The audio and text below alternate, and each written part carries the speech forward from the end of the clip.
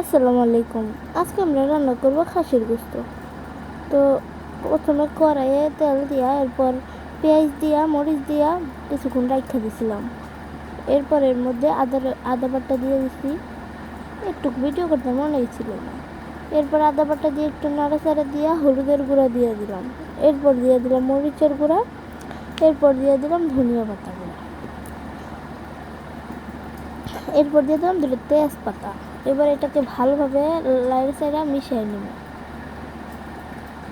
ভালো মতো মিশাইতে হবে, যেন মশলাগুলো পেঁয়াজের সাথে ভালো মতো মিশে যায়, কষাতে হবে ভালো মতো, ঠিক আছে?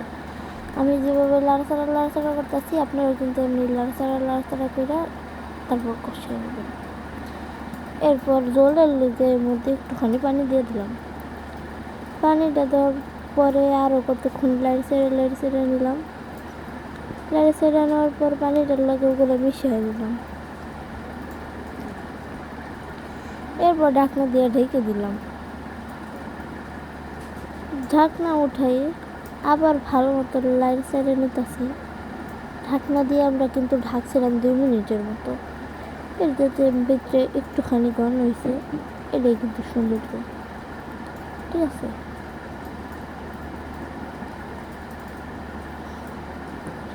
এরপর ভালোভাবে লাড়াচাড়া নিতে হবে, ঠিক আছে?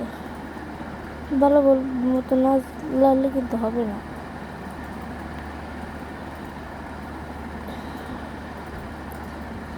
একবারে আমি যেমনি ভালো মতো লাড়তেছি, আপনি ভালোভাবে লাড়ে নেবেন।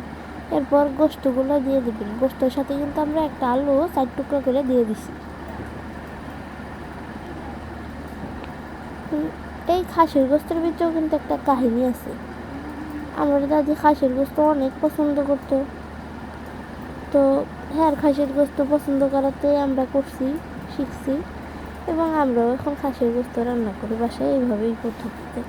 অনেক মজা লাগে খাইতে। এরপর আমরা ঢাকনা দিয়ে ঢাকা দিলাম 3 মিনিটের লেগে। ভিডিওটা একটু ফাস্টও করে দিয়েছিলাম। এরপর 3 মিনিট পর ঢাকনা উঠে আবার একটু লাড়াচাড়া করে নিতে হইব, তলায় লাগিয়ে না যায়। তলায় লাগিয়ে গেলে তো আর হবে না, ঠিক আছে? তো তলায় যাতে লেগে না যায়, এর জন্য ভালো মতো লাড়াচাড়া করে নিতে হবে। ভালো মতো হালকা করে লাড়াচাড়া করে নেব। এরপর এটাকে ঢাকনা দিয়ে ঢেকে দিব। আবার ঢাকনা দিয়ে ঢেকে দিব আমরা 2 মিনিটের। ঢাকনা 2 মিনিট পর আবার ঢাকনা উঠে আবার একটু হালকা করে লাড়াচাড়া দিতে হইব, ঠিক আছে? হালকা করে লাড়াচাড়া দিবেন, বেশি জোরে দেওয়ার কোনো দরকার নাই। লাড়াচাড়াটা দেওয়া যাতে সুন্দর হয়, ঠিক আছে? এভাবে লাড়াচাড়া দিবেন। বেশি জোরে লাড়াচাড়া দিলে কিন্তু আবার হবে না। আস্তে আস্তে লাড়াচাড়াই দিতে হবে।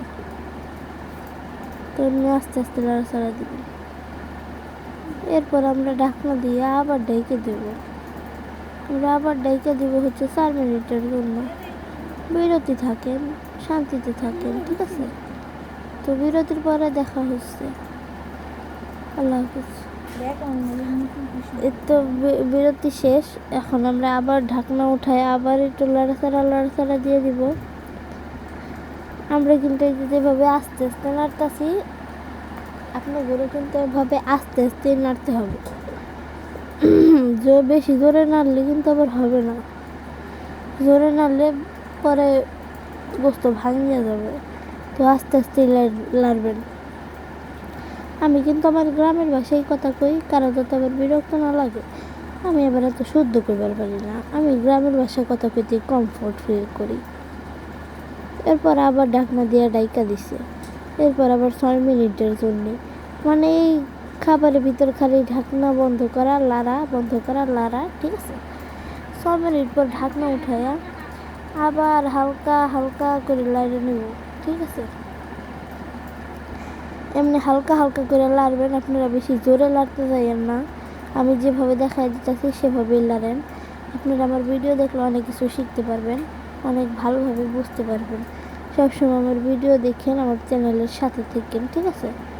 আমার চ্যানেলটা সাবস্ক্রাইব করে দিয়ে বেল আইকনটা অন করে দিন, আর আমার ফেসবুক পেজটা ফলো করে দিন।